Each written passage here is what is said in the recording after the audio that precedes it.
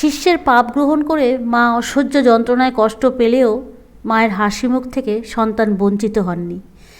শ্রীমায়ের মুখে শুনি, আমরা যদি পাপ তাপ না নেব, হজম না করব, তবে কে করবে?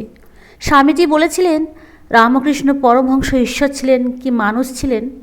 যা হয় বলো, কিন্তু যার মায়ের ওপর ভক্তি নাই তাকে ধিক্কার দিও।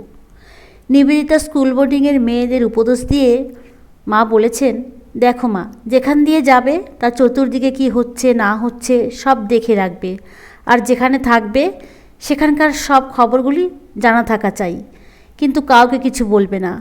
একটা কথা মা সকলকেই বলতেন, সর্বদা সৎ সৎ বিচার করবে, খাটতে হয়, না খাটলে কিছু কি হয়? আবার বলেছেন, উচিত কথা গুরুকেও বলা যায়, তাতে পাপ হয় না, যার যা প্রাপ্য তাকে তাই দিতে হবে, কিংবা কাউকেই তুচ্ছ তাচ্ছিল্য করতে নেই।